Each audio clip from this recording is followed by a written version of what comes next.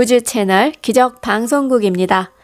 우리 소중한 우주님들 어서 오십시오. 반갑습니다.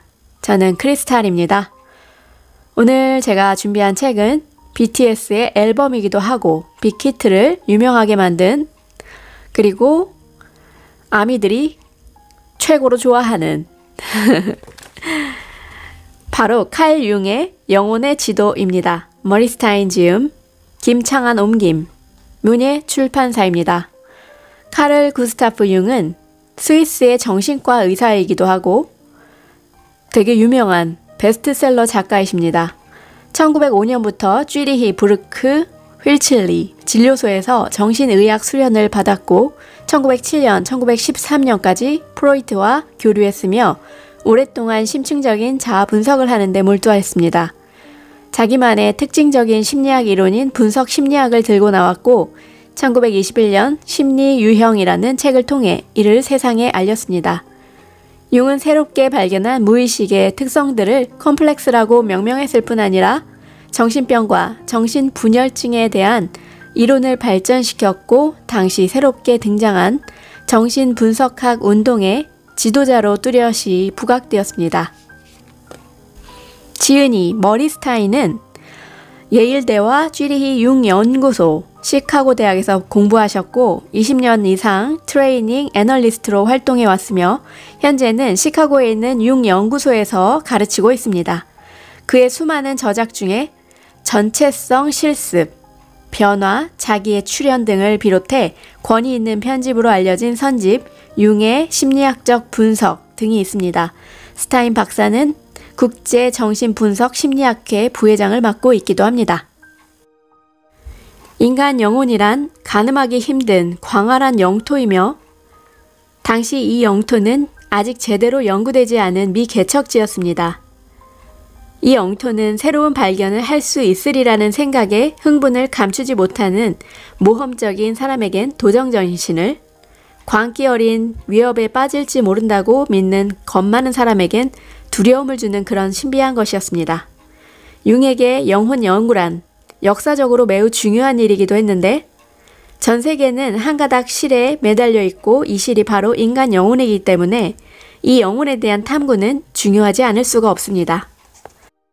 인간 영혼은 파악될 수 있고 그 깊이를 가늠할 수 있으며 그 광대한 영역이 지도로 표기될 수 있는가 하는 것이었는데 융, 프로이트, 아들러 같은 심층 심리학의 초기 선구자들은 아마도 19세기의 위대한 과학이 해결하지 못한 이 미완의 과제를 과감히 떠맡아 형언할 수 없고 극도로 불가해한 인간 정신을 정의 내릴 수 있다고 생각했던 것 같습니다. 융은 내면 세계를 탐구하는 크리스토퍼 콜럼버스 같은 사람이 되었습니다. 이러한 연구는 오늘날 심층 심리학으로 잘 알려지게 되었습니다. 우리 스스로 정신이 무엇인지 알 수 있는 방법 가운데 하나는 이 같은 위대한 선구자들이 완성해낸 정신의 지도들을 연구하는 것인데 스타인은 이 책 전반에 걸쳐 정신과 성격을 영혼과 동의어로 사용합니다. 그의 지도는 내면의 우주, 즉 정신세계에 들어가면서도 길을 완전히 잃지 않기를 바라는 사람들에게는 여전히 크게 도움이 되는데 융이 탐험가 또는 지도 제작자의 역할을 스스로 맡았듯이 나는 융이 제시한 그 인간 정신에 대한 이론을 안내하려고 합니다. 정신은 영토, 즉 그가 탐험했던 미지의 영역입니다. 융의 이론은 자신이 이해한 정신을 사람들과 소통하려고 만든 지도입니다. 그래서 융의 저작의 영토로 독자인 당신을 안내하기 위해 내가 이 책에서 서술하려는 것이 바로 융이 만든 영혼의 지도입니다. 정신에 대한 융의 연구는 매우 개인적인 일이기도 했고 무의식의 마음을 탐험하는 일은 단지 환자나 실험 대상에 한정되어 이루어진 것이 아니었습니다. 그는 자신을 실험 대상으로 삼아 분석하기도 했고 얼마 동안은 자기 스스로 주요 연구 대상이 되었습니다. 주의 깊게 자신의 꿈을 관찰하고 적극 상상 기법을 발전시킴으로써 자신의 내면 세계라는 숨겨진 공간 깊숙이 들어가는 길을 찾아냈습니다. 융은 자신의 글에서 괴테, 칸트, 쇼펜하우어, 칼루스, 하르트만, 니체 등의 초기 사상가들에게 빚을 졌다고 밝히는데 더 중요한 사실은 융 자신이 고대 영지주의와 중세 연금 순례 계보에 있다고 보았다는 점입니다. 그가 가장 좋아한 철학자는 칸트였습니다. 헤겔의 변증법에서 받은 영향도 그의 이론에 명백히 드러나는데 프로이트 역시 그에게 영향을 미쳤습니다. 융 사상은 그의 전문 활동 기간에 발달하고 성장했다고 볼 수 있지만 그의 기본적인 지적 방향은 놀랄 정도로 연속적인 면을 보여줍니다. 몇몇 융 연구가들에 따르면 그의 후기 심리학 이론의 씨앗은 이미 학창시절 발표하고 초핑기학 강좌라는 이름으로 출판된 논문들에 분명히 표명되고 있습니다. 그가 바젤 대학 학부생이었던 1900년 이전에 작성한 논문들이었습니다. 역사가 앙리 벨럼베르거, 정신의학 역사가, 부모가 스위스계이고 프랑스에서 교육을 받았으며 캐나다 몬트리올 대학에서 교수로 재직한 캐나디언입니다.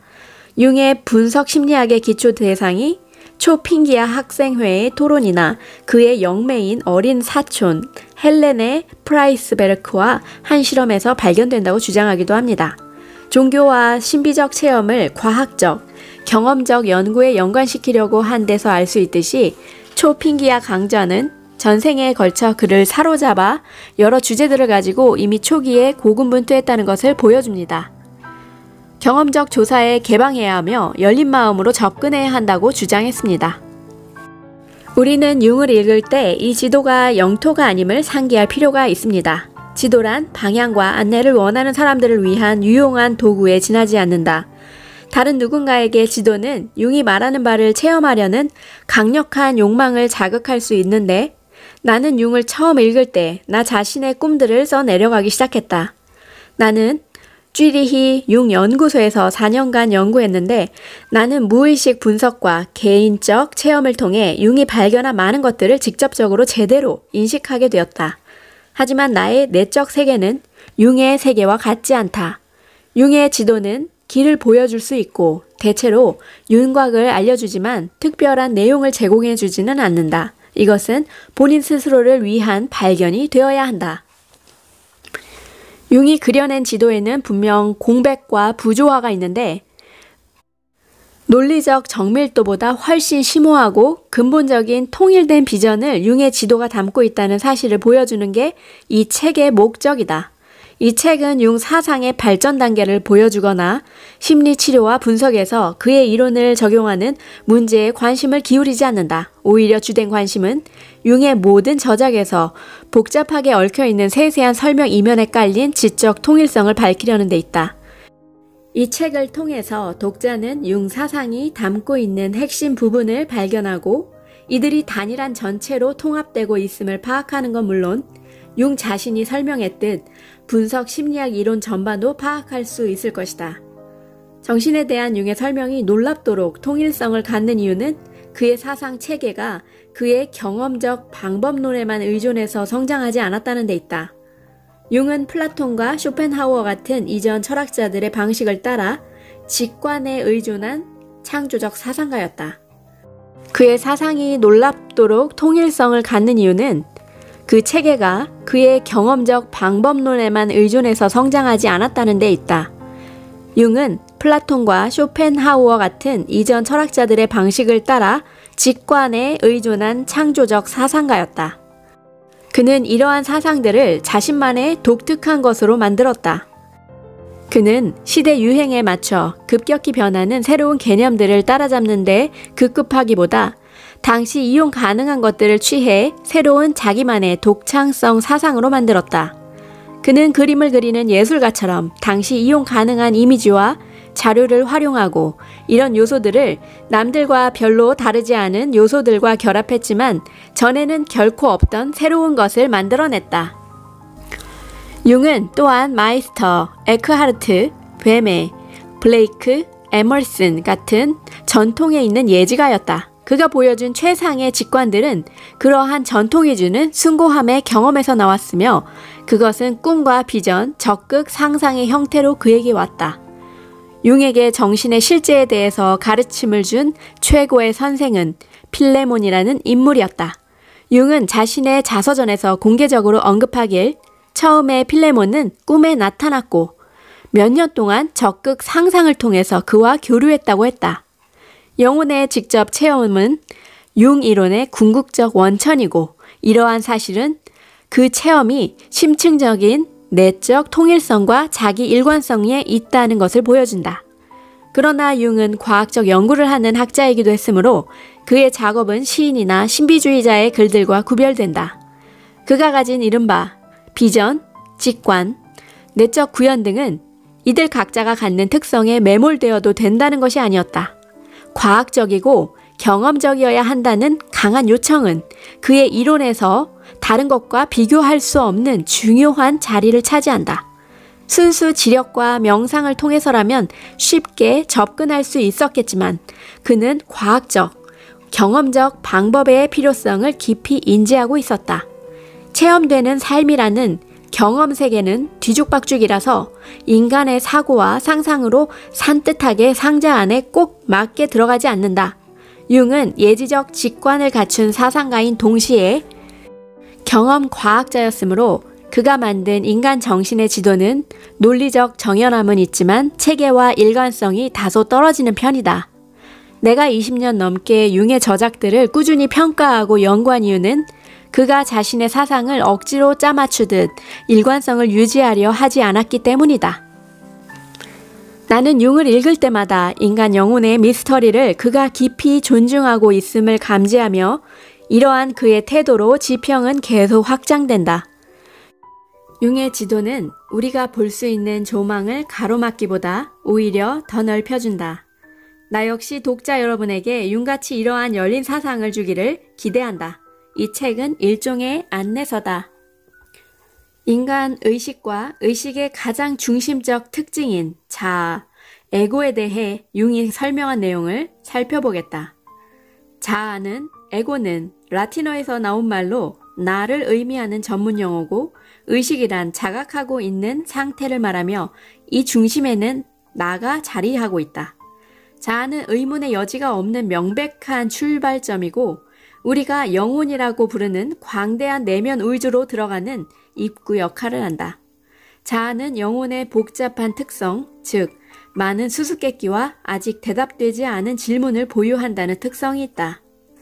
융은 정신의 배후 영역에서 의식 아래에 있는 심층을 발견하는 데 더 관심을 기울였지만 인간 의식을 서술하고 설명하는 작업도 병행했다는 사실을 간과해서는 안 된다. 자아의식의 본질을 이해하는 것은 특별히 심리학에서 왜 그토록 중요한가? 이 질문에 대한 답은 사람은 왜곡에 적응할 필요가 있다는 것이다. 융에 따르면 모든 심리학은 개인적 고백이다. 모든 창조적 심리학은 우리의 개인적 편향이나 검토되지 않은 가정의 제한을 받는다. 사실 인간에게 지식이라고 통용되는 것을 가까이에서 철저히 조사해보면 편견이나 왜곡에 기초한 신념, 편향, 풍문, 추측 또는 순수 환상에 불과할 때가 많다. 가장 진지하고 신실한 연구자의 의식에 사실로 보인다고 해서 반드시 정확한 게 아니다. 사실 인간에게 지식이라고 통용되는 것을 가까이에서 철저히 조사해보면 편견이나 왜곡에 기초한 신념, 편향, 풍문, 추측 또는 순수 환상에 불과할 때가 많다. 검증되지 않은 신념이 지식으로 통용되고 확실히 신뢰할 만한 것으로 고착된다. 나는 이해하기 위해 믿는다고 한 성 아우구스티누스의 유명한 말은 오늘날 우리 현대인의 귀에 낯설게 들릴지 모르지만 사람들이 심리학적 실제에 대해 말하는 경우도 다르지 않다. 융은 발견하는 데 쓰이는 개념적 도구를 비판적으로 조사함으로써 자신이 사유하는 토대를 진지하게 점검하려 했다. 철학에서 그랬듯 그는 의식에 대한 비판적인 이해는 본질적인 것이라 강력히 주장한다. 융은 자아를 이렇게 정의한다. 말하자면 자아는 의식의 장, 중심을 형성하고 이것이 경험적 성격을 구성하는 한 자아는 의식의 모든 개인적 행위의 주체다. 의식은 하나의 장이며 이른바 경험적 성격이란 우리가 직접 인식하고 경험하는 성격을 말한다. 자아라는 말은 의지, 욕망, 성찰, 행동의 중심으로서의 자신을 체험한다는 것을 의미한다. 자아를 의식의 중심으로 정의 내리는 것은 융의 모든 저술에서 발견되는 일관된 흐름이다. 자아에 대한 정신 내용의 관계는 자아의식의 기준을 형성하므로 어떠한 내용도 주체에 표상되지 않는다면 의식이 될 수 없다. 자아란 정신 내용들이 표상되는 주체다. 그래서 자아란 거울 같다. 더욱이 자아와의 연결은 감정, 사상, 지각 또는 환상 등을 의식적이게 하는 필수 조건이다.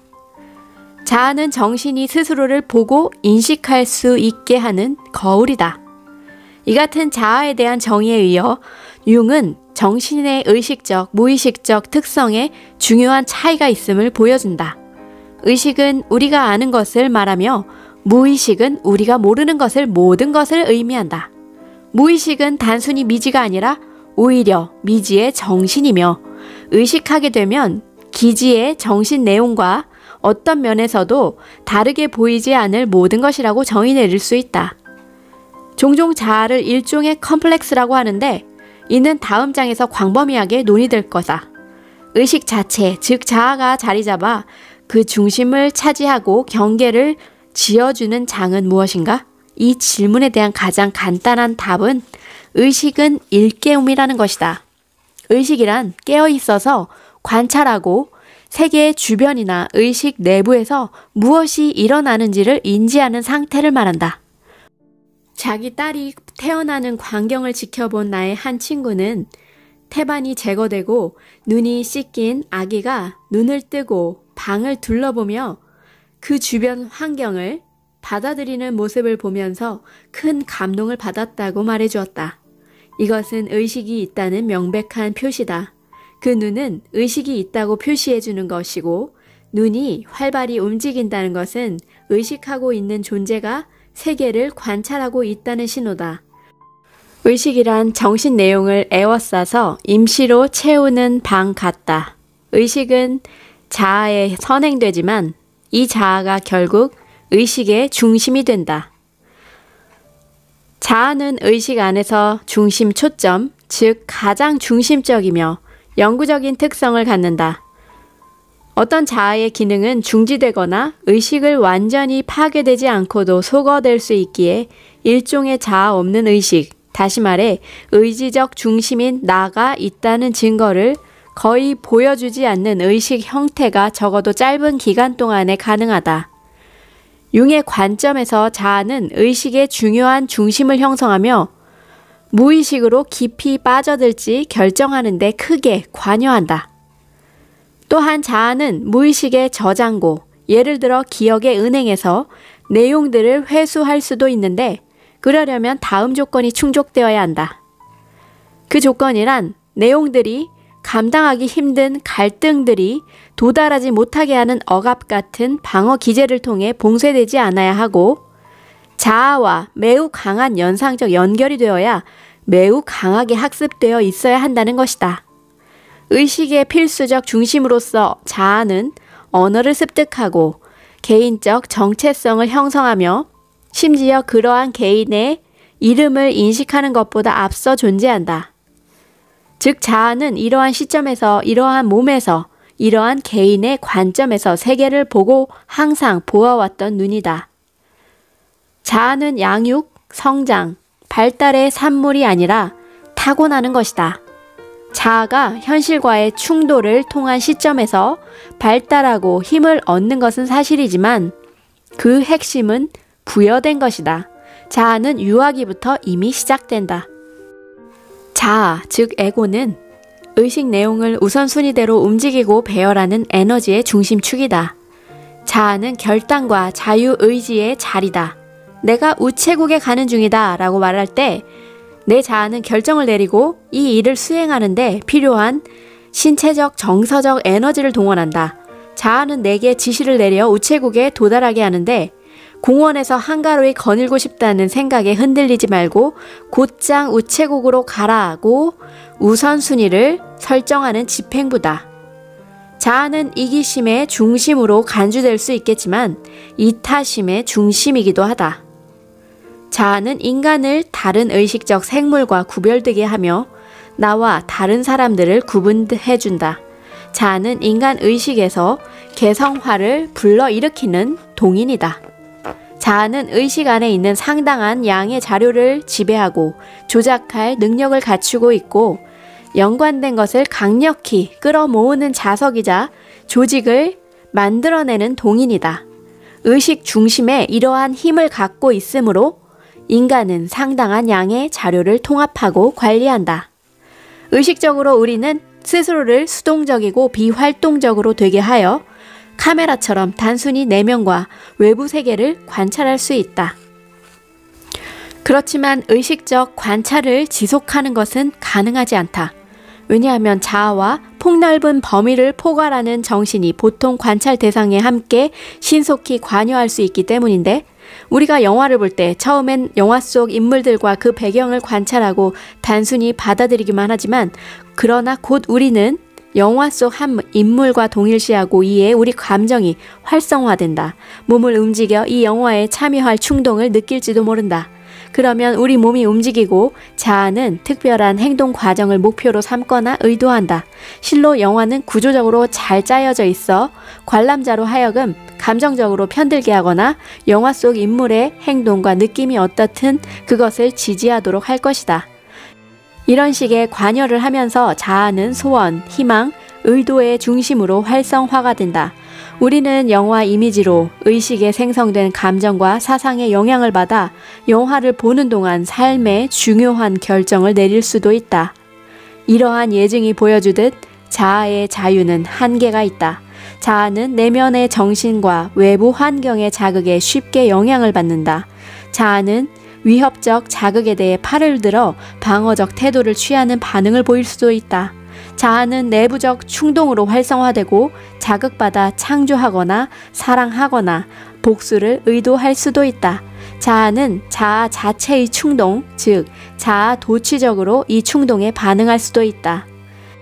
자아는 내면 및 주변 환경의 자극과 현상을 깊이 새기고 몸을 움직여 의식을 일깨운다. 다시 말하자면 자아의 기원은 초기 아동기와 유아기 훨씬 이전으로 거슬러 올라간다. 심지어 갓난아기도 주변 환경의 모양을 알아차려서 어떤 모양은 보기 좋다며 손을 뻗쳐 잡으려고 한다. 생명체의 지향성을 보여주는 이러한 초기 징후는 자아의 근원적 뿌리인 나됨의 증거임을 알아볼 수 있다. 자아는 근본적으로 무엇인가? 나의 본질은 무엇인가? 이에 대해 융은 자아란 단순히 의식의 중심이라고 답하곤 했다. 2살 때 엄마를 찾으며 우는 나는 45살에 잃어버린 사랑 때문에 울거나 80살에 배우자를 잃고 우는 나가 아닌가. 인지, 자기 이해, 심리적 정체성, 수행 능력과 관련해 자아의 많은 특성들은 진짜 발달하고 변모하지만 자아의 밑바닥에는 중요한 연속성이 있다고 우리는 의식한다. 많은 사람들은 내면 아이를 발견하고 감동한다. 이는 아이였던 그 사람이 지금 성인인 나와 같은 사람이라는 인식과 다르지 않다. 자아의 본질적 핵심은 생애에 걸쳐 변하지 않는 것 같다. 이 핵심은 신체의 죽음과 함께 사라지는 게 아니라 영원한 안식의 자리로 가거나 물리적 수준에서 다른 생명 형태로 다시 태어난다는 것을 수많은 사람들이 직관과 확신을 통해 알 수 있다.